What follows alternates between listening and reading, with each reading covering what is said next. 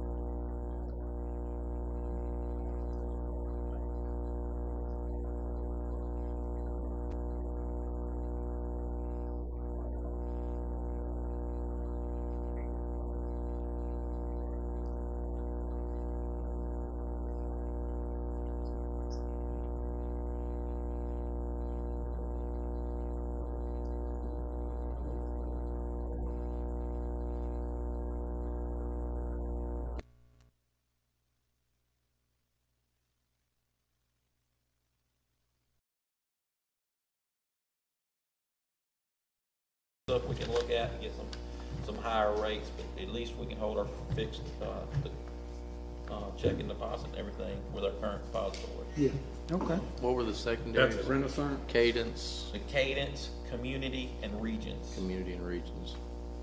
But you're going with Renaissance? Yes, yes, sir. Yeah.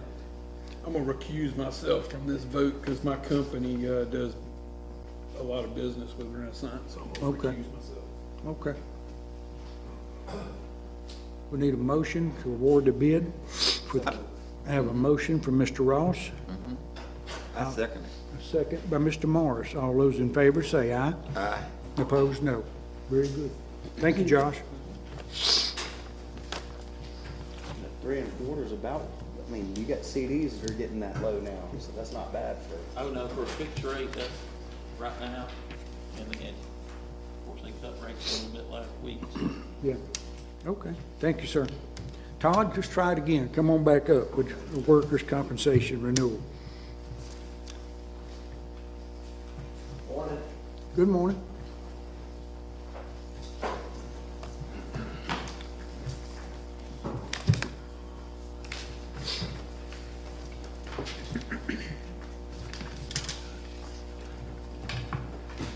Thank you, sir.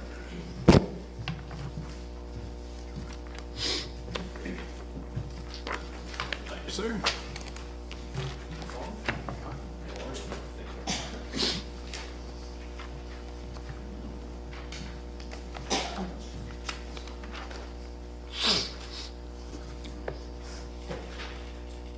This is the work comp renewal. It's effective 1/1. Okay, I had tabbed to page 3. Just to, we'll start off with the team. It's me, and you'll see Laurie McCray, she's right there in Pascagoula with me. And then I've added a risk control specialist, Harlan Lane, who lives here in Pascagoula. So those are guys, he and Donald McDowell will be your team to do any safety training that we need. Okay, I've been doing it on an as-needed basis. And then we have 2 claims specialists that are assigned to the county as well to make sure that our claims are getting paid properly, reserved properly, and closed as quickly as we can. Okay, and that is Rhonda Hall and Jody Bond, and they're both out of our Gulfport office. Okay, if you go from page 3 over to page 6. This is where the road meets the road. This has our pricing. Now, I included historic pricing in there this year because we have an increase from last year.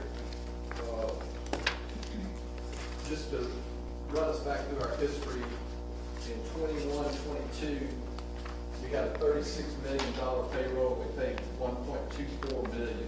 In 22-23, our payroll went up just slightly to 36.4, and we went down to 904,000. And the year after that, it went up. Our payroll went up to right at 39 million, and we went down to 789. And then we jumped to 42 million in 24-25, and we were at 852. And then last year, our payrolls went to 43, and we were at 941. This year, we're at 43, almost 43.7, 43,700,000 in payroll, and our premiums at $1.18 million, okay? So I say all that to say this. In 21, 22, our payrolls were 36 million and we were paying 1.24 million. This year we're at 43.6 million, which is probably about a 20% increase, somewhere in that neighborhood in payroll. And we're paying less for our workers' comp insurance, okay? I had a meeting with Mr. Fulton and Ms. Fada on the renewal. We've got a little bit of an increase, and what's driving it is we have two claims that are in excess of 370,000 apiece. One of them is that car wreck with the boat sarge, that we thought we could subrogate. Turns out the person didn't have insurance and they declared bankruptcy, so there's nothing, we can't get blood out of the turnip. Right? And then the other one is just kind of a freak accident. We have one claim in excess of 125,000. We have 7 in excess of 50,000. And this is over the last 3 years, okay? I'm running some analytics, breaking down the claims, but my first run through the claims, I can't see a pattern where we missed something as far as, was there some safety training, loss prevention meetings we could have done to help us? We can't do anything about a car wreck. The other large claim, surprisingly, was a trip and fall. And it's $370-something thousand. So the person fell into something and it damaged it. So that's what's driving our increase. I'm not happy about the increase, but we got 20% higher payrolls, and we're paying less than we did, 10% less than we did back at our highest point. Okay. Sure. Anybody have any questions?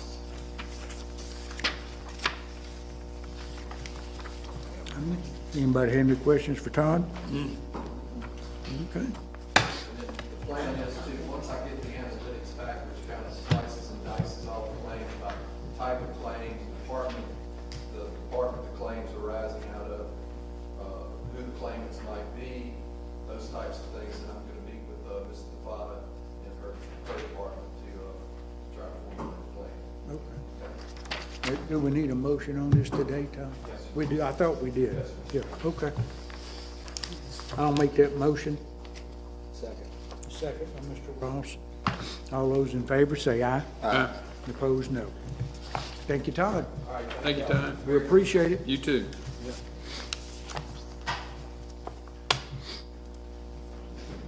Next up, we have another presentation. It's MDEQ, Municipal Separate Stormwater System.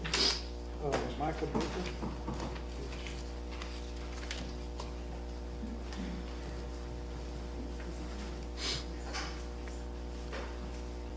Good morning, everybody. Good morning.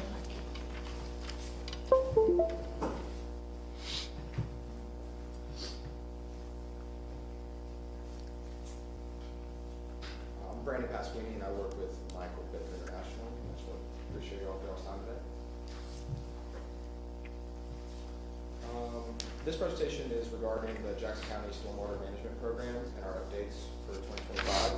Our goal is to share what we're doing to protect the water quality, reduce flooding risk, and stay compliant with state and federal regulations.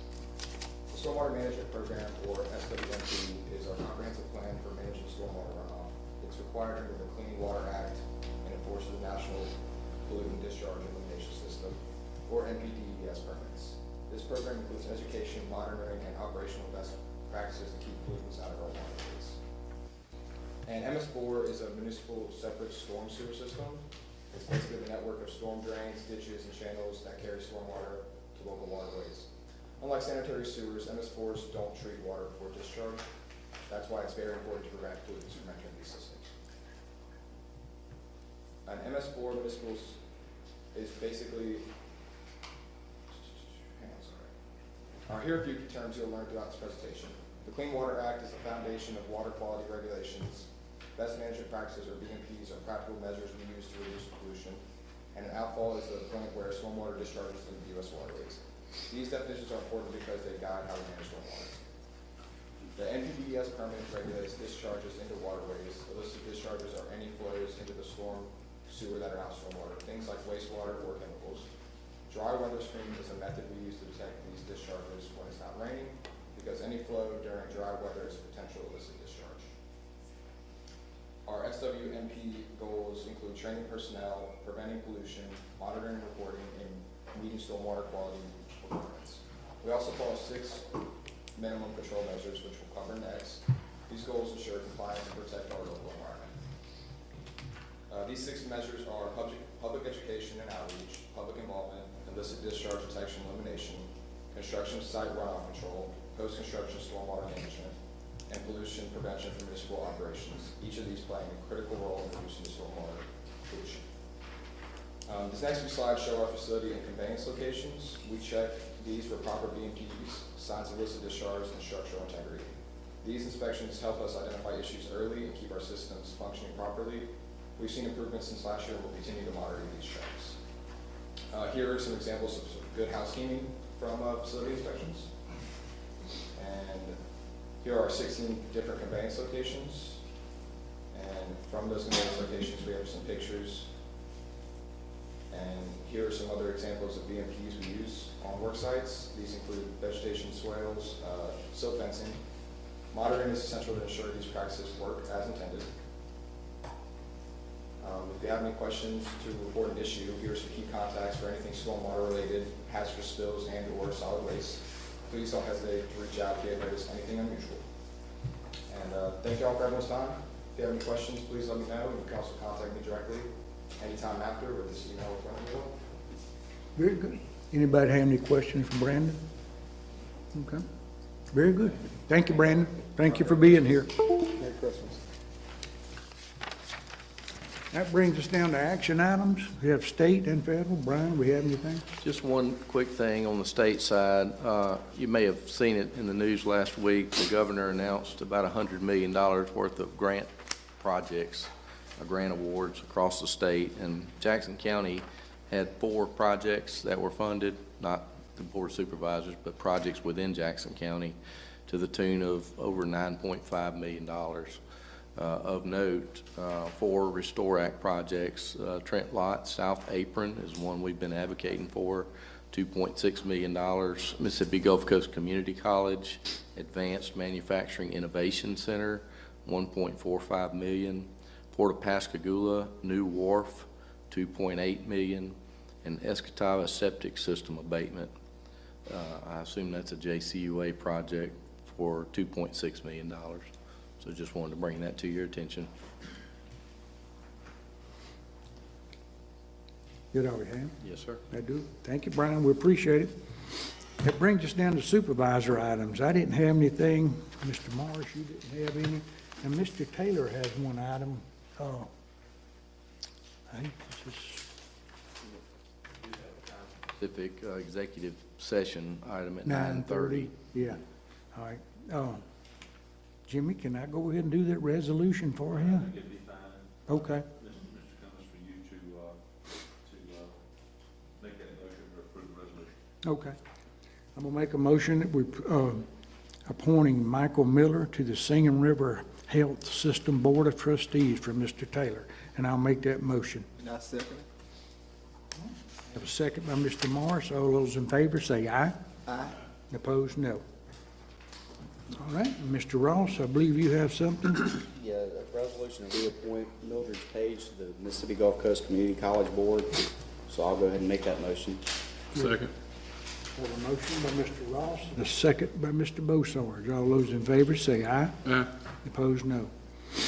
Mr. Beausarge? Yeah, I got a quick update, Joe and Jeff, on Beachview Phase 2. I understand there was a broken water line out there yesterday or Saturday. Did they get it fixed pretty fast? I got some phone calls on it in reference to the water being out for about 4, 5, 6 hours. So I didn't get any more after that, so I guess they got it fixed. I was not aware of the water line break yesterday, it was right last week. Yeah, this was on Saturday, and, but it sounded like it was a pretty significant sized water line that got broke. So, but I've been telling people, and I kind of want it on the record, that there's no way to locate those water lines because they don't even know where they're at. So, so there is some water and sewer lines that are located on Beachview that, Great River, even Utility Services didn't even know where they were at. So unfortunately, we're gonna find them and we'll just have to, they'll have to fix them.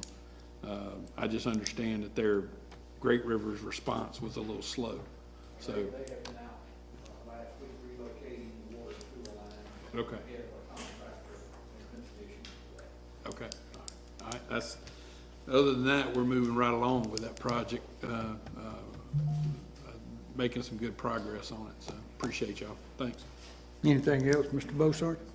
Okay, very good. That brings us down to closed session, but before we go into it, I want to take just a moment, and I want to thank my wonderful wife, Mary. She's in the back this morning. She had to drive me down this morning. I just want to thank her for doing that. All right. That brings us down to closed session. Yes, sir. We have three matters, I believe. One's potential expansion of the business. Another is prospective location of the business in Pascagoula. And then a very brief potential litigation matter. Okay. I'll accept a motion to go into closed session for those three items. So move. Have a motion by Mr. Bossarge, a second by Mr. Ross. All those in favor say aye. Aye. Opposed, no. Thank y'all.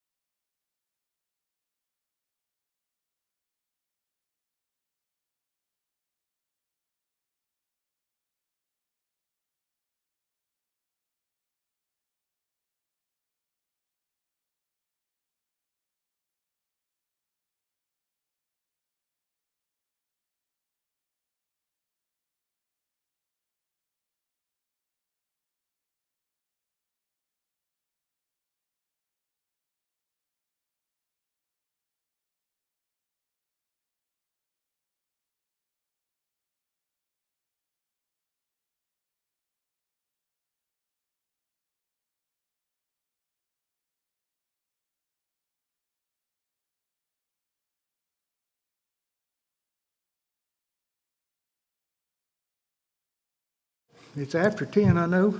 You ready? Sir. Well, let's go ahead. Okay, good morning. On August the 20th, the Planning Commission heard the application for Meritage Homes for a variance, and that's VARI 07-2025-00095. And this is to allow a 10-foot front yard setback variance of the minimum 35 feet that is required to construct residences on new construction for 35 lots. And this is the greens at Gulf Hills subdivision phase 2. This is the 35 lot phase that was previously developed by Elliott Homes and later sold to Meritage. The property is zoned R1 single family residential. It's not located in the flood zone. The lots range from 0.22 size to 0.55 acres in size. And the applicant's comments were that there's a drainage easement in the back that makes it difficult to build a house on those lots. And there's also a 20-foot utility easement in the front. And I believe Mr. Scruggs is here to represent that application. Okay. Come on up. Mark, can you flip that so that I can show that presentation, or is that just a? You want to use it? Yeah, I've got it. Sure. A little pop. Yeah.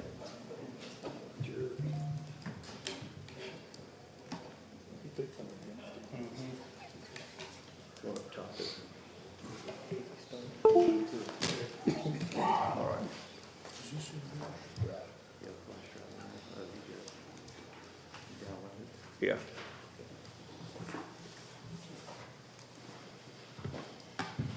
Good morning.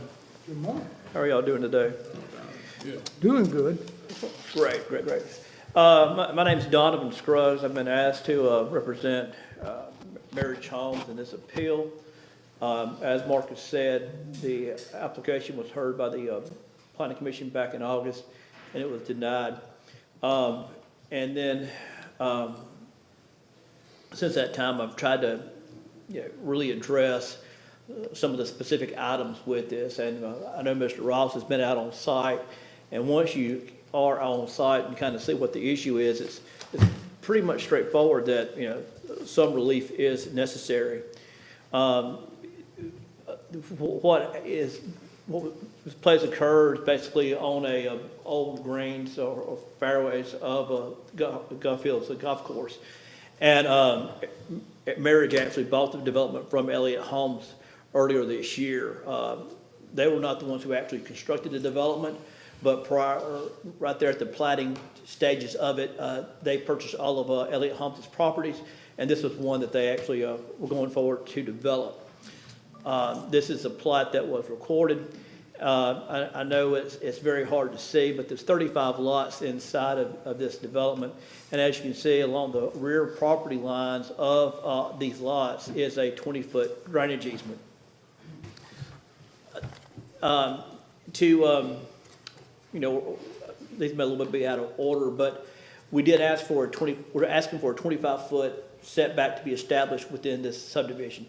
I think we've permitted eight houses are under construction presently of the 35. So to say we need one for every one is not really necessary, but if you're going to do a plat amendment, you might as well amend it for the entire subdivision.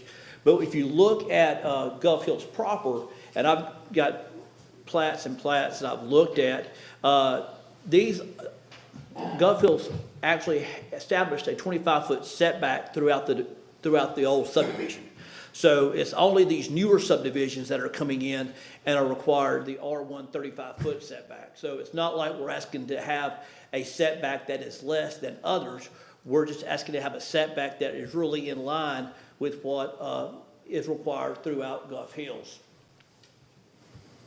And this is an actual layout that we've looked at. This has a 35-foot front yard setback, and it shows you the way the house sits. Now, the black line that is in the rear is the 20-foot drainage easement. There's a 25-foot setback required. These particular houses all are shown with what we anticipate to be a 30-foot setback. They look good on paper, but when you go out on the field and look at them, you actually see that this red line is where the slopes of the drainage ditch actually begins. Meaning that the drainage ditch is actually outside of the easement area and into the actual buildable area of the lot. This greatly diminishes the buildable area of the lot, and it makes it to where they're practically unbuildable. This is, a picture of the drainage ditch. There were a couple things that need to be noted during this. First of all, when it was actually being constructed, it was realized that it was not flowing properly. So it had to be dug deeper. Well, when you dig it deeper, you need, greater width to actually allow the slopes to be gentle enough to where you won't have extreme erosion. So that means it's wider. So just because of the depth and the slopes, the ditch is wider. Now you couple that with the fact that during construction, a lot of the adjoining property owners were a little less than happy with this development occurring. So if you can see, there's a tree line in the rear. That's actually within the easement. That tree line is actually on the easement, which shows that we did not go to the property line or the easement line to begin construction. What they did was actually came off of the property, the common property line, to leave this easement. I mean, this buffer, and that buffer sometimes, between 10 and 15 feet. So you're starting almost on the middle to outside edge of the easement with the construction of the ditch. Then you couple on a wider ditch, and it just makes it to where we're consuming about 40 feet of the actual rear yards for this drainage structure, which eats into the whole buildable area of the lot. This shows you some examples of where the real-world easement line is and where the actual edge of the ditch occurs. It's approximately 45 feet in some cases, not in all cases, but some cases it's 45 feet, from the rear property line. That goes into the buildable area. If you look at the left, it kind of shows you one example of where the edge of the easement is approximately, on the inside bank or the outside banks, the rear bank of the drainage structure. And the bottom image shows you that it's approximately in the center line of the ditch. All this does make it, very difficult to build. Now, can we build a house on that subdivision, within that area? In some cases, yeah. Now, if we do, the houses are going to be smaller. But they're also going to require that we put the back of that house adjacent to the drainage structure. All right, so that means that if you had to climb out of a window because of a fire, or if you had, stepped off your patio, you would be stepping into the drainage area, which is it's not safe, it's not good, it's not the way that we really need to build houses. These are some blow-up images showing you kind of what we're talking about. On the image to the right, you will see a corner pin of the proposed house that basically puts it, right there in the drainage structure. And of course, there's another one on the image to the left that shows you basically at the tail end of the drainage structure as well. This is the tree line that, the developer sought to preserve. This is, a direct result of some neighbors saying, hey guys, could you accommodate us here, and pushing the ditch in a little bit. They did so, but in doing so, they, reduced the buildable area of the houses. Now, the tree preservation, does a good thing. First of all, it does buffer the neighbors to the rear of these houses, but it also stabilizes the whole ditch. It reduces erosion, which I believe y'all had a stormwater hearing today about, the ill effects of stormwater discharges. So, this is what we should be striving to do, and this is what, the developer did in an effort to make the neighbors happy. And I think overall, if you can save trees, it's always a good thing. Now, if the variance is not given and we have to, build within the buildable area that we have, it's going to result in smaller houses. Smaller houses that could have lower values, which could potentially, because of lower values, wind up being, investment properties or rental properties or something along those lines. And it will not be at the same value or higher than some of the existing homes within the development. I don't think building smaller homes just to accommodate the ditch is the correct solution. I believe the best solution would be to provide the variance to allow us to do 25-foot setbacks, which is what is found throughout, Gulf Hills as far as, the requirements. Now, Marcus will tell you that, and he's correct in saying this, we did pull a number of permits for construction. But these were pulled based on the plat and the dimensions that we had with the 20-foot drainage structure. Once we got on site and realized that that doesn't work because of where the drainage structure is, those permits are almost, invalid. They'll have to come in and do new houses. Now, there were some houses that were able to be constructed and a handful that are under construction. I believe we have 8 that are in some phase of actual construction right now. But the remaining 27, are going to be problematic, and we would love to be able to get a variance so we can move forward with that. Jordan Bursch is with Meritage Home. He can give you some specifics as to the number of units that are being under construction and some of the hardships we've faced, but I'll be happy to answer any questions you guys may have. So of that 27 that are left that really need to have some adjustment, how many of them actually need a full 10 feet? I mean, is it all of them or just a portion of them? Well, I mean, I've heard, and Amanda has indicated that we need to do a plat amendment. If we're going to do a plat amendment, it's going to establish the setback at 25 feet for the entire subdivision. So, I mean, if we want to go through and say which ones we need and which ones we don't need, we can do that, Mr. Ross. But I think that to get the most relief from the drainage structure, I would say that we would prefer to have 27 variances of 10 feet for those remaining lots. But some of them could be done without it. And I just want to know, because if you've only got 10 or 12 that actually need it, granting the variances is not as, and that's not saying you just do it for 10 or 12. You would do it for all, but the point of saying, yeah, there are 10 or 12 that would really be impacted that we really wouldn't feel comfortable building at that size. That makes a difference in just the whole overall concept to me. Right. Because it's not as big that doesn't mean that you don't grant it the same across the board, because it wouldn't make sense to come up with differences like that. But it's something that I would like to know, because you could go forward and build those whether we voted or not, if they were already outside. I believe that what we would do to build on those, if we could make something work, it would be a lesser product. It would be, if we had to make something work on these lots without the variances, it would require a much smaller house. And not what would be consistent with the first two or the first 4 or 5 on the backside. You want to have a house that is consistent with the neighborhood. And I believe that if we are required to build without the variance, even on some of the lots, it would be a house that does not meet the actual, consistency of the neighborhood. So the permits that have already been issued, what's the square footage size of those houses? Jordan, do you have those numbers? Just to be clear on that, there's been 14 permits that have been issued.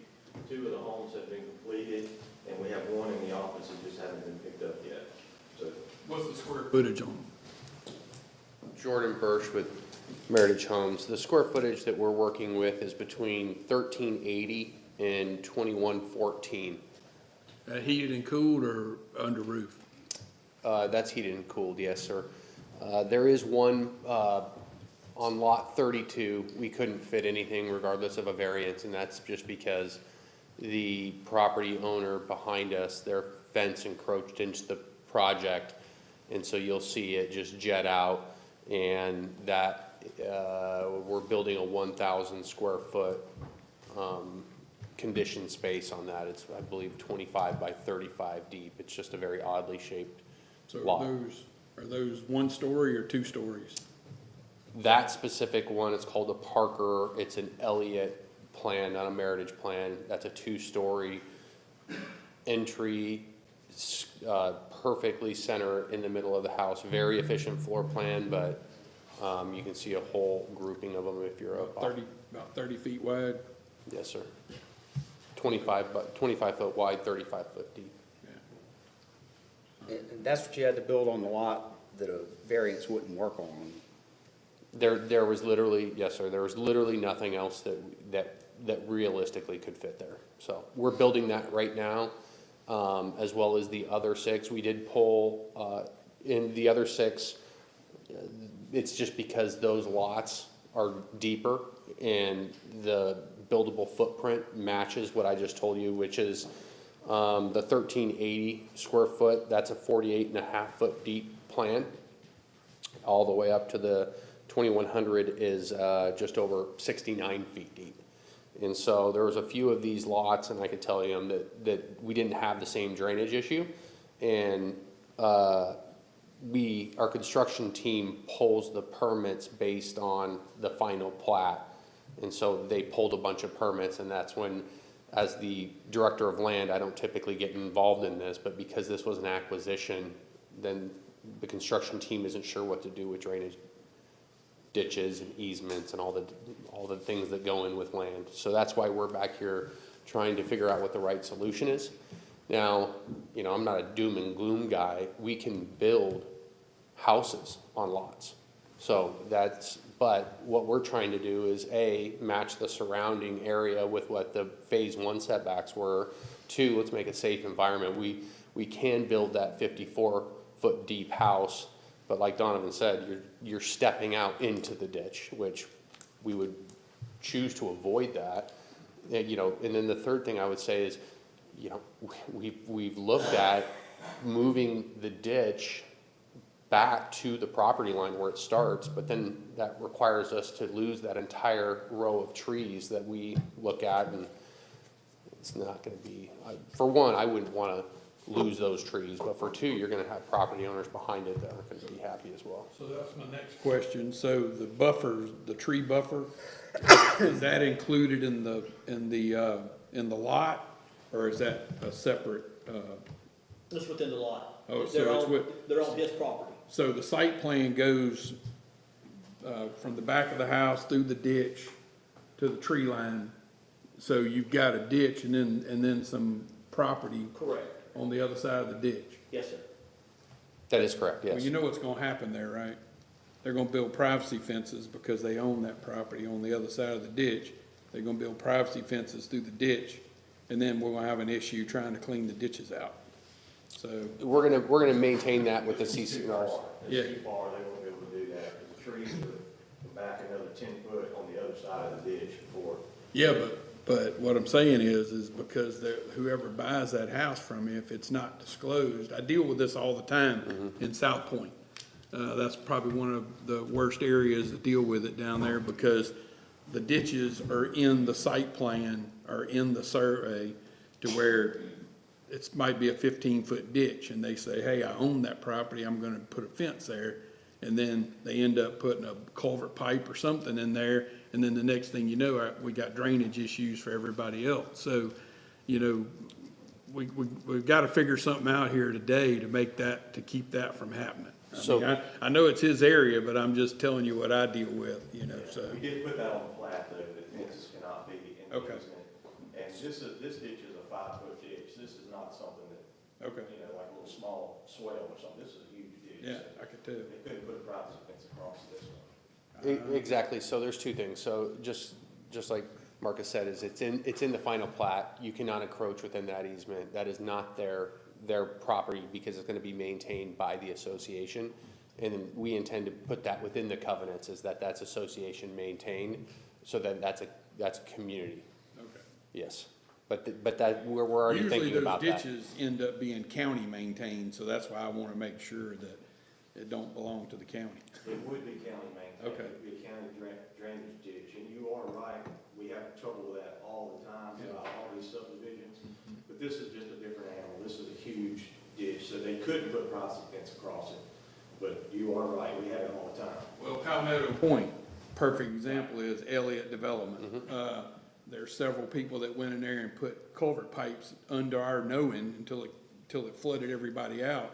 Went in there and put undersized drainage pipes in that swale and then put their fence up, and it started flooding people on each side of them, and we didn't know it until, it started flooding people. So, I'm just trying to head that off at the pass for. Also, there was a pool put in there and storage buildings and fences. Yeah. And the guy told me, I own that property, I'm gonna use it. And so, I'm just trying to keep Troy from having to deal with what I have to deal with. And they do own it. Yeah. It's just a designated easement, they're not supposed to build anything in that. Correct. But nobody seems to tell them at closing that you can't do that. Right. And so when they close, they automatically assume that's their property. And unless somebody makes them sign a disclosure saying, we've got this on record, there's nothing the county can do. Other than, And we do, so part of our closing packet is a plot plan that has this lot survey that shows it with the notes as far as the inability to encroach within the easement area and who is obligated to maintain that. So there's always a benefited parcel to that easement area. And then we also include it within our CCNR. So it's definitely Palmetto Point, the preserve. We have a couple of these communities that were legacy Elliott acquisitions that we have been taking over. And I've been dealing with a lot of these issues, and correcting that is something I deal with on a daily basis. So getting all these policies and procedures squared away so that as we move forward as a company, we will have a lot cleaner operation. But yes, there are some legacy items that, just like you, we deal with, and I'm talking to salespeople about how they need to be communicating, and I don't build anything higher than a curb. So the HOA is supposed to maintain that? The HOA will maintain all common areas, and if the county's gonna take that over, then that'll be subject to a bond release from us. I'm not clear on who's going to be maintaining that, whether that's the HOA. Some of them are HOA maintained, and when we do that, we just fund the HOA to whatever, that property management group has to Do do. y'all have a HOA due fee already for this area, or is it? Yes, I believe right now we have $40 a month is what this HOA due is going to be. And then there's a fee for the closing of each house that goes into fund the reserve. So on each house, I believe it's $500, goes to the association, and that's their reserve fund, so that once all 35 homes close, there's a reserve fund with the dues to manage all common areas. There's not a lot of common areas here. I mean, from a drainage standpoint, we have the front and rear yards, and then there's a pond. There's 2 different ponds right there, but other than that, there's no amenities. There's not like an amenity or a pool center or anything like that. And Troy, with the proximity with the ditch to these houses, I would assume that the majority of homeowners that back up to it would get out there with a weed eater or a lawnmower and try to do it themselves. I mean, because if the county's doing it, the county's going to do it once every month or two. I would assume, because you're looking at keeping it open, not so much as keeping it manicured. But with how close these lots, the drainage structure is to the houses, I think most responsible property owners would go out there and try to take care of themselves. It would just be way too close to their patio not to. So I noticed you already have the same issue at the subdivision next to the Ocean Springs High School. That house on the corner that's being built right now is basically the back door. You walk out into the drainage easement, pretty much. I mean, that's, I don't know how you're gonna get around that, but that's pretty much the way that one's looking, so. Yeah, that, we try to avoid that at Yeah. every single chance we get, yes. That's in the city of Ocean Springs now, so that's their problem, not mine, not Ken's. Anything else y'all want to add? I think we're good. Okay. No, sir. Anybody else here to speak for this? Is there anyone here to speak against it? Okay. Well, that made it. What you want to do, Troy? Well, I mean, this is one of those things that you hate to even have to deal with, because you don't want to grant a variance unless it's something that's absolutely necessary. Yeah. In the case of this being on the golf course property, you know, we've had problems throughout those areas, and the options were to either let it grow into forest and unmaintained and be more of a problem, or to try to accommodate things. In this case, I feel like I'd rather have higher quality houses or bigger houses, something that's gonna better suit the neighborhood of Gulf Hills, than to say, no, we're gonna deny it and we're gonna cause a bigger problem when they have lower values and more rental properties and all that. So, I mean, I appreciate the saving the trees and creating a buffer, because that would have upset more neighbors, and it would have been, you know, not the neighborly thing to do. So I can see a lot of reasons why y'all have done things that made it a little bit better and created more of a problem. But the fact that the other houses in the neighborhood are generally 25 feet anyway, I think I would make a motion to overturn the planning commission. Okay.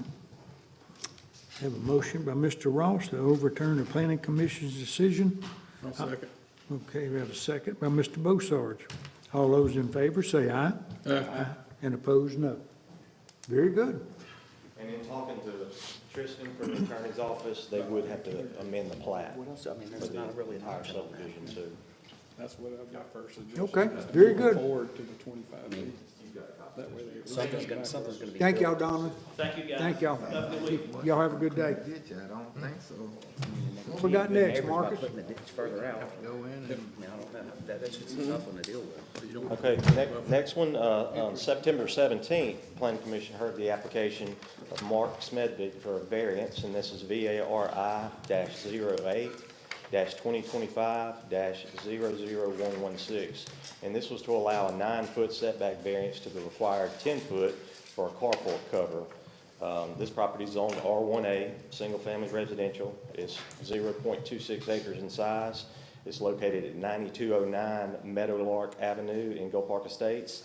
The applicant stated that he purchased a new vehicle and that he needed somewhere to store the vehicle. Of course, we had one neighbor that spoke against the request, and we had one letter that was against the request. The Planning Commission voted unanimously to deny this application. And Mr. Smedvig is here to represent that application. Come on forward.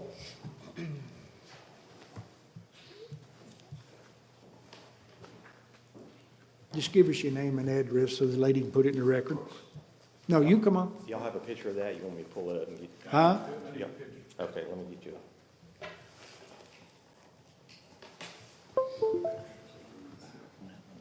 a picture of the carport cover. Okay, I got one here on the big screen for him. You know, see it hanging around, yeah.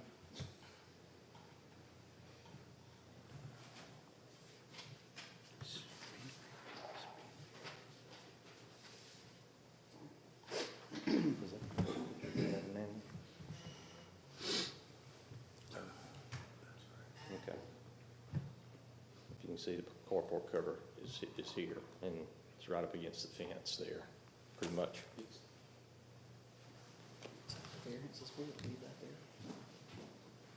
Good morning. Good morning. Just give us your name and address for the record, please. Certainly, my name's Mark Smedvig, and I live at 9209 Meadowlark Avenue, Ocean Springs. Thank you, sir. Yes, sir. The reason I put in the carport, we just bought the house 2 years ago and are doing all the upgrades. It's our final retirement home. Replaced all the windows, replaced all the doors, and we just bought a new truck as well as my boat. And I need to protect it because I can't get them obviously into the garage. So we got a permit, had the carport built with the local Ocean Springs carport provider that's right across from Aldi's there on Bienville Boulevard. And they came out, installed it, and I had mentioned this to my neighbor that I was going to do that, and he said, make sure you get a permit, which we did. And had it completed, and a gentleman came out and inspected it afterwards, said, looks good. Oh, you guys got the hurricane-proof one. I said, yes, we did. We wanted to make sure. We're unfamiliar with the Gulf Coast and hurricanes. I'm coming from Kansas City, so I know all about tornadoes and snow, but I was gonna ask you where you retired from. I retired out of Kansas City with Okay. Well, the good. USDA Well, great. after 11 years in the Marine Corps, so Okay. got quite a bit of government service. So this is our forever home, and we built it, and at that point, for some unknown reason, a neighbor complained and indicated he felt it was inappropriate, and that was the first I had heard of it. We have gone around and driven around our neighborhood, and on Meadowlark Avenue alone, there are 3 carports that are on the property line or crossing the property line between 2 properties. I have a picture of that if you all wish. And that's just on our street. There are 3 carports where the carport is literally on the property line. So I didn't understand the planning committee's decision to not permit a variance, because it obviously has been permitted in several other locations. We put in a brand-new aluminum wrought iron gate. It used to have a 2x4 gate that was about 400 pounds, that was 11 feet wide, that went across the whole thing. So we removed that and put in this gate to allow more airflow, and we felt it was an appropriate feature for our home. So I have letters of recommendation and approval of the carport. We've had several neighbors that have stopped by walking their dogs every afternoon that have said they appreciate the improvements we've made to the property, as well as the carport. So I'm requesting a variance be provided that's in keeping with what's already established within the neighborhood and in Ocean Springs. Okay. Does anyone have any questions of me? Yeah, my question is, on that side, on that side there, where the gate is, what's beside there? What's beside there? Is it another carport or? On the left, on the right side? Bottom garbage cans, what's that? That's where I have 3-car garage for hobbies, workshop, things of that sort. It's a 20 by 30 detached garage, if you will. Okay. That's just about almost as big as the house. We've got a 1,500 square foot house. So is that a concrete driveway that runs Yes. back there? All right, and then which way do you have the water running off of that concrete?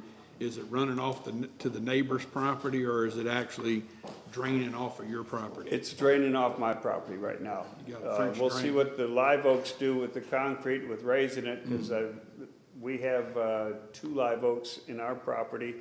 My neighbor has several live oaks that are lifting up the driveway. Well, you can see that live oak on the left side there, that's actually raising the driveway probably by about 1 inch right now. Do you have a French drain in there or something to help keep the water? I don't, it just curves around and follows the blueprint of the house in the driveway and goes out the front driveway. So you don't believe you're flooding your neighbor out any? No, sir, I do not. Okay. At least I have not seen that. Any flooding I get is up against the back of our home, and then it drains around on both sides of the house, the north and the south side. I went out there and looked from the street and stuff, so, I didn't see any evidence of any water, going on the neighbor's property, so. And I did see the other structures you're talking about, so, it's kind of common out there. Absolutely. So, And you're welcome to come up and knock on my door and that's okay. say I hey. can usually see what I need to see from the street, yeah. Understood. So is the neighbor to your left upset with it, or is it a neighbor Very somewhere much else so. in the neighborhood? Very, very much so. Upset. That doesn't begin to describe, which I think you'll hear soon. Anything else you'd like to add? Anybody have any more questions? And if you'd like, I have several pictures to document what I've stated, if you wish to look at those. And you'll have a chance to come back up after he finishes. I will. But yeah. Oh, wonderful. Thank you, sir. Thank you. You bet. Gladly. I have more if you wish. Whatever you would like to put into the record, if you give to Mr. Ketchum, he'll show the supervisors, and it'll become part of the record. Some is related to this, others are related to another issue. So, thank you all. Thank you, sir. We appreciate it. Is there someone here to speak against this? Where that privacy fence. Come on up and give us your name and address, please, sir. Yeah. My name is William Buchanan. I live at 9205 Middle Ark Avenue, Ocean Springs, Mississippi. Neighbors. That's what I was asking.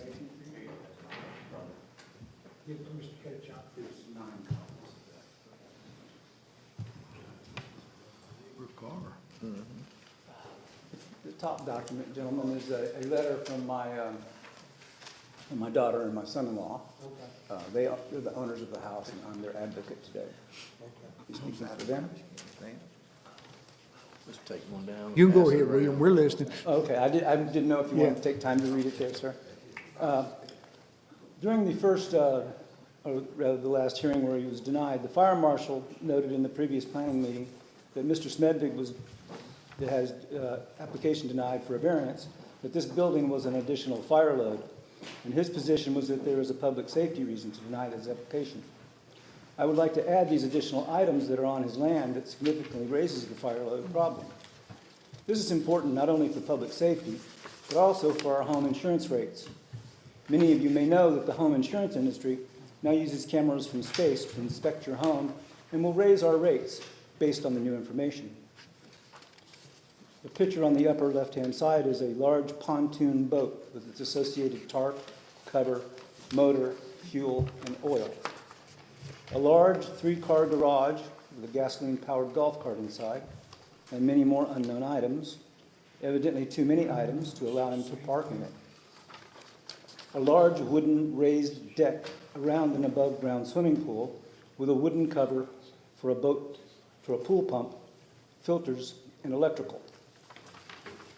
A mass on the lower right-hand side is a massive mobile home parked partially on his neighbor's property. This mobile home was placed the neighbor's existing power drop at risk, as it is very close and is also above it, which when I hung cable, that was a violation. Didn't do that. If there was a fire, he also could not move this mobile home because he sold the truck that could move it and now has no way to move it in the event of a fire emergency. Now, the last page is a survey that I had conducted on our property. Let's look at the survey I had. As you can see, his building has been placed on our property and is encroaching over the line in excess of 2.5 feet. This simply cannot remain. Honestly, how does the planning department make a mistake of this magnitude? I literally had to contact the inspector as soon as I saw the building go up, and I asked if there was a variance, a question he could not answer. He called back after a few minutes and said, no, he did not have a variance, and that he would have to tell them that the building would have to move. To be clear, I never made a formal complaint. I would have, but I have not. I also discussed the building with Mr. Smedvig before it was put up and told him to be aware of setbacks, or easements, as I called them at the time. Mr. Smedvig has no respect for our laws or our property rights and feels he is better than his neighbors. And the county is not innocent in this either. You are literally the keepers of property data, and yet the planning department doesn't even know where the previously surveyed property lines are. You come out and guess that property lines run underneath fence lines. I discussed this premise with several surveyors, and they were unanimous. This almost never happens in a neighborhood like mine.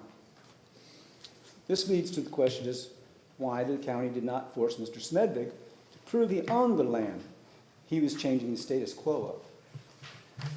This survey proves Mr. Smedvig to be untruthful, and the county to not be doing a very good job of knowing where property lines are.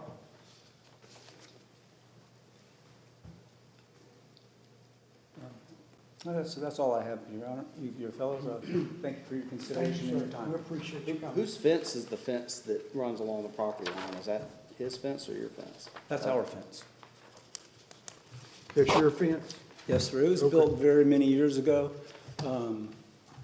At one time, that home didn't exist and this home did. Evidently, the person owned both lots because 2 feet of that lot was ceded over to this lot a long time ago to satisfy the 10-foot setback. You'll notice on the survey here that the property lines are 10 feet from the side of the building on both sides, like 10 feet point 2. Exactly where I said they were all along. That's the reason I'm sure that they set that 2 feet off one lot to the other lot, which happened a long time ago and is noted on the deed. I mean, the survey, rather. Okay, all right. Thank you, sir. Thank you. You guys have a very lovely day. Thank you, you too. On the original site plan that Mr. Smedvik submitted to get his permit showed it was gonna be 20 foot off the property line. So this came to us as a zoning violation, and that's when we sent Mr. Smedvik a letter to let him know that he was in violation. Sure. So that prompted all this. Yeah, okay. Very good. Mark, you want to come back up? Yes, sir. Thank you. And I'm using your first name on purpose, Mark. That's perfectly fine. Okay. Svevik is a very common Norwegian name. But, Is it? Okay. We're the only one in the United States. with that Okay. last name. This is not his property, that's the guy. I'm curious to see this survey and to its authenticity. I have never seen it or been made aware of it. And the motorhome that the individual referred to is actually a fifth wheel. It's not a motorhome. So it does not have any gas in it or fire hazards or anything of that sort. It's actually built in 2023. So it's a new motorhome, as it was described, but it's a fifth wheel camper. Very good. And so far as being told we spoke, William does not have my phone number, so I don't know how we spoke, because it was not on the phone and it was not in person. Those are some of the things. As far as the fire hazard, the only hazard from a fire perspective, my pool deck is made out of composite decking. It isn't wood. Anything we have done to the property, we upgraded the electrical from a 70 amp circuit for a 3-bay garage in the back and the house. It was wired for 70 amps. We're now 200 amps. Okay. I've had the entire house completely rewired. We've done what is necessary to make sure things are safe. The fire marshal and the planning committee indicated he felt it was a fire hazard because they couldn't get trucks back there. I've got pictures of 5-ton trucks backing up there when I had tree branches trimmed to reduce hazard of our damage to our roof as well as our vehicles and the outdoor things that we have stored around.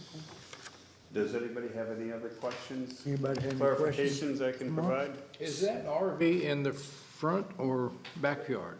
It's in the side, the other side of the house, between William's house, it's my house, and then the neighbor's house beyond that, and it's between myself and the neighbor on the other side. But is the front of it in the front yard or backyard? The front of it extends into the front yard, yes. Okay. Is that within code? No. No? No. Should be the side of the house if you store another home. Yeah. And it's for sale. That's an issue Yeah. itself. It is for sale. I'm trying to get rid of it because I can no longer pull the camper because of medical issues and heart issues that Oh, yeah. transpired that prevent me from doing that. We used that for 2.5 years traveling the country to see where we wanted to retire, and we chose Ocean Springs. So now the fifth wheel is available for sale. So So that one will be taken care of, won't it? Oh, absolutely. Yeah. Yes. are the pictures of the car next to the driveway that's like with the tires right on the concrete almost? That's my neighbor's car Okay. that spoke up here. He enjoys, So let me ask you this, where the current carport structure is, yes, sir. how many feet or whatever is it from your, three-bay garage workshop thing? 6 feet. Okay. So according to this survey, you're 2.7, you're 2 feet 7 inches over on the other neighbor's property, according to this survey. And this is a recent survey. I mean, it's less than a month old, so it's a recent survey, so. And I have no idea. I was not provided a survey when we closed on the house. Yeah. And I have not seen this survey. I know nothing of it. I intend on having a survey done to get established where the property lines are. So here's the issue. According to this survey, which was done by a reputable surveyor, that structure needs to be moved over. You need to get it off that person's property, all right? So that being said, if you've got 6 feet separation, you could have that company come over and move it over and get it off that property line right there. And I'll give you a copy of this survey if you want. You need one, so. Yes, please. But I'll give you a copy of this survey. But, so here's what I'd like to do. I'd like to table this and not make a decision today. Marcus, if he gets this thing moved over and gets it off that person's property, then bring it back to us with one of your inspectors going out there and verifying that it's off the man's property, and then we'll make a decision then. That's the best I can do for you, because right now, according to this survey, you're 2 feet 7 inches into that other gentleman's property.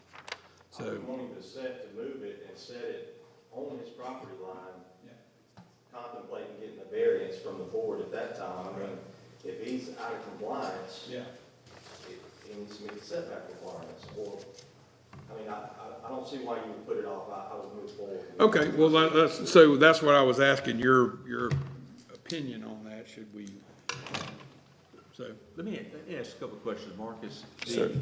On the request for the building permit, was there something showing that it was gonna meet the setback requirements? Yes, sir. Okay, yeah, I was just a little unclear. Yeah, I didn't see that.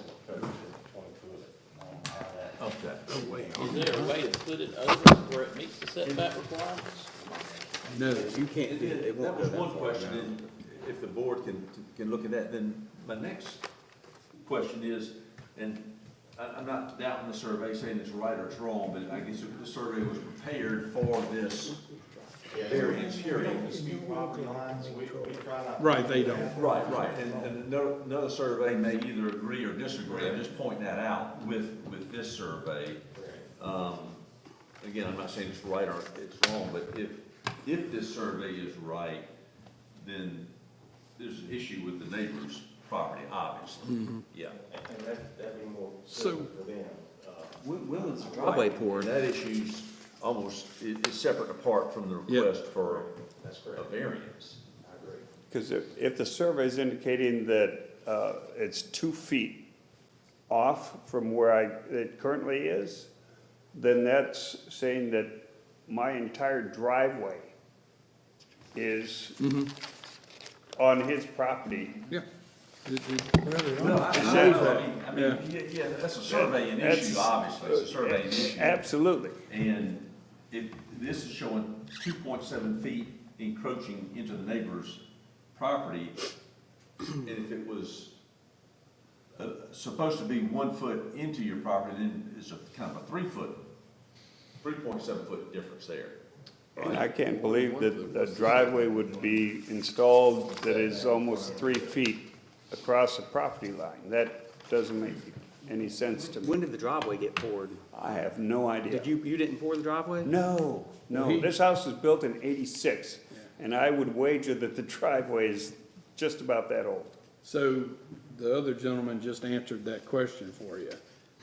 The property, the person that owns the property next door to you used to own that property. Am I correct? Let him, hold on, you need to, one time, someone owned that property and that property. He shouldn't speak for Yeah, come yeah, here. he needs to come up Yeah, here. come up, She come up can't here. get, she can't. Wait, because there's a lot of bad blood between these neighbors. They've had domestic disputes, the police has been out there, there's been, I've heard it from all of them. So you might let him talk and then let the other guy. Okay. So let me ask this, Mark. Let me interject here. It's not a 2.7-foot issue, it's a 12.7-foot issue. That's what- It's a 10-foot required setback. That's correct. That's what I was just fixing to get to. So did you draw this up for the planning commission to get a permit? I drew it up for his office, they asked just draw a Sure, sketch but- as to what you're gonna do, and that's what I, But did you put the 20-foot in there, that it was gonna set off the property line 20 foot? no, that was to indicate the size of the carport, not the property line. No, it's got an arrow pointing from the carport to the property line says, or either the carport's 20 feet deep. That's what Okay. it's signifying. Okay. That's what it's, not the property line. Yeah, yeah, yeah. Let me mention this for the board. I think Brian's right. I mean, there's two issues here. Yeah. One is, where's it actually located in relation to the property line? This board won't be able to resolve that issue today because that would require him getting another survey and trying to figure out, is it accurate or is it not? And we just can't resolve that. But Brian's right. If it's true, there's a 12.7-foot issue at hand. But the issue now is, will this board grant a variance? But you can't grant a variance to allow this structure to be on the neighbor's property if in fact it's on the neighbor's property. Correct. Okay. Yeah. That's what I'm getting I mean, to. to me, you've got to figure out the property line before you can, was the prior survey, did it indicate a privacy fence? I did not Because have the this- prior This survey. is a 2025 survey, which if you updated it and made a new one, you could say put the privacy fence on it, and it may not be on the one that was done when the property was sold. Yeah. If that's the case, there's a whole nother issue with where the line is. And I have not seen that, I don't know the origination of it, I know nothing, so I can't speak to it. And the fact that the driveway was poured there when you bought it, Oh, decades before, yes. I mean, there may be an adverse possession. Right, that's a whole, you're right, a whole nother issue that. Yeah.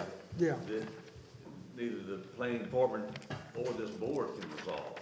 That's a legal issue. We wouldn't accept the neighbor's survey for his permitting purposes or correction of this anyway. He has to supply his own, so I wouldn't take the neighbor's survey for him to make your issue. No, what I'm saying is, he needs a survey. Believe me, it's on, it's, Yeah, he needs a I'm making survey. a call this afternoon to get a survey Yeah. done. Don't call this guy, but get you another surveyor to get you a survey in between the two reputable surveyors, it's gotta be somebody that can stamp it and has a reputable license. Absolutely, and I'll have the entire property, all four corners of the lot staked, so, because I went out with the metal detector, because I was told you can find the survey stakes Pins. using a metal detector, which I did do, and I did find a property stake that separate his and our properties. And it is nowhere close to being short 2.5 feet. If anything, 2.5 feet to his side is where the property line survey stake that I found existed. And we would use his survey to ensure this building met the requirement. And then if they have issues after that, that's a civil issue between the two. Okay. So what I'm gonna do is, I'm gonna make a recommendation to uphold the planning commission's decision and deny it. But you've got some homework to do with a survey, then you can come back and reapply for a variance. Once you get all your property situation straight, you can come back and apply for a variance for that. But That's the only thing I know to do at this point, is to uphold their decision. You get your property line straight with a survey, then if like, Now, what's that gonna do to him right now to do that? If you deny it, he's gonna have to take it down. you gotta take the structure down, yeah, you gotta take the structure down. And so, but if this is a property dispute, like Jimmy says, you're gonna have to take this up in another court. We don't do that. You're gonna have a property dispute, And I understand, and I appreciate that, and I will be finding somebody today to get a survey, however quickly they can do that. I know in the past, when I researched that, they were literally 4 to 6 weeks out with being able to do. Yeah, most of them are busy, they are. From If what they're I, any good, from yeah. what I understand. Yeah. And they're very proud of their survey. Yeah. It's not cheap. Let me ask for a little bit more discussion from Brian, from Marcus on procedurally where we are. We don't, number one, we don't know if this structure that was built is encroaching on the neighbor's property or not. So I don't know that you can, well, we got a little bit of a mess. Got a little bit of a mess as we sit here right now. We've got a request for a variance that I don't know that you can grant right now, because that would presume that he would somehow move this structure over, and I'm not sure if it's movable, is it? Sure. oh, it's moving. Put down in concrete? No, it's not in concrete, it's bolted to the sidewalk and the driveway on one side, and then helical screw into the soil 3 feet deep on, I guess my concern, if you move it closer to the other buildings, you got a variance there, or? Right. is there- It would require variance there, it's just on the property lines. But if you have somewhere else on your property, you could move that I building. can't. There isn't any place else to move it to. There's no place else. But we've granted 4 and 5 foot variances before for these kind of carports. So what I'm saying is, if you've got 6 feet in between your existing building and that carport shade, you could move it over and then come back for a 4 or 5 or 6 foot variance for that. And my stating 6 feet, in thinking about it now, it's probably closer to 4.5 feet that I have between the garage door to my outbuilding and the edge of the carport. So when you hire that surveyor, get him to do you a distance between your existing building and whatever the property line situation ends up being. And then you come back and ask for a And apply variance for a variance. for that. Understood, Correct, and correct. I'll gladly do that. The first issue is, you gotta prove that you're either not on this gentleman's property or you are. You gotta Right. prove that first, and then, but I'm just thinking this needs to be a whole new process. We'll uphold the planning commission's recommendation, and then you've gotta get your evidence and stuff together and then reapply. What he's saying is, he's gonna uphold the planning commission's recommendation, we're gonna deny the variance, then you come back and redo what you need to do as far as permitting. Okay. And you don't meet the setback requirements. And I'm fine with that. Okay, and if you can't meet the setback requirements, like if you're a few feet off, then you can reapply for a variance, but Right. I would say do that before you move. Before you move it, Yeah, Before you- yeah. Because it's not gonna be an easy thing to move.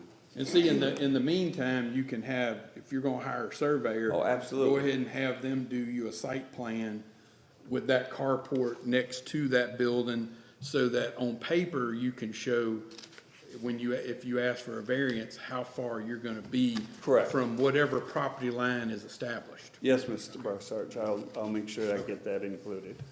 Okay. All right, so that's my recommendation, is to uphold the planning commission's decision and deny the variance. And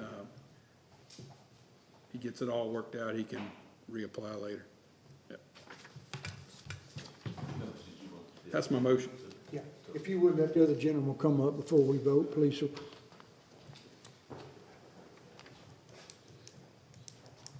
I'd like to note that in this photo here, he's also on our property with his fence that he just put up. He cut down our fence pole that held up his gate, which was on our property. It was an understanding between us and the other neighbor that he could do that, as long as he understood that that's our property, just so he could have a closed yard. So he cut that down and put up this new gate, and that pole is on our property, and his gate crosses the property line. We don't have anything to do with it. Okay, okay. It was brought up about, earlier. So Once he gets a new survey done, that's between you and him. Okay, so am I within my property right to go out there and cut that pole down? That's not our decision. Not my decision. I'm just asking. I will say this, though, that regardless of what the survey shows, there may be other civil issues involved, depending on how long that driveway's been there, that type of issue that I'm not gonna get into, that has nothing to do with this board of supervisors. I mean, that raises a whole other set of issues, but Yeah, I know. I've seen surveys disagree. Yeah. This may be right, it may not be right. I've seen. Well, I know the one that's between our property up in the front was an existing, stake, not a placed one. The other three were placed by the surveyor himself off of the other known points. And all that information on there was done by LiDAR, and that's within like a thousandth of an inch. All right, thank you, sir. All right, we have a motion by Mr. Beausarge. Need a second? I'll second. Have a second by Mr. Taylor. All those in favor say aye. Aye. Opposed, no. All right, thank y'all. Thank y'all for being Hey, here. Marcus. Marcus, give that to Mark. I need to get a copy of all that. Okay, you gonna give him a copy? I need a motion to return back into executive session. I believe that's correct, isn't it, Jimmy? I'll move. I second. Have a motion by Mr. Taylor and a second by Mr. Morris. All those in favor say aye. Aye. Opposed, no. Thank y'all.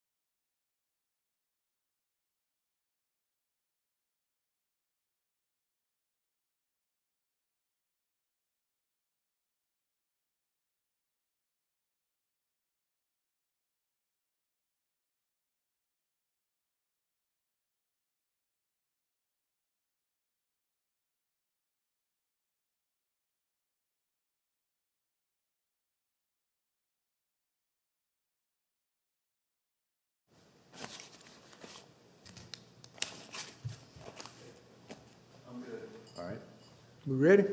All right, there was action taken by the Board of Supervisors in executive session wherein a resolution of the Board of Supervisors of Jackson County and the Jackson County Board Authority authorizing the execution and delivery of a memorandum of understanding with an entity in Jackson County in connection with the financing, construction, and installation of a facility or facilities for industrial operations in the county. That resolution and the attached memorandum of understanding will be published in the minutes of the Board of Supervisors in accordance with the applicable law. That was the only action that was taken in executive session. Thank you, sir. Any more actions that need to be taken before we adjourn? If none, I'll make a motion that we adjourn until January the 5th, 2026 at 9 a.m. I'll second, and Merry Christmas and Happy New Year to everybody. I have a second by Mr. Beausarge. All those in favor say aye. Aye. Opposed, no. Thank you, fellas.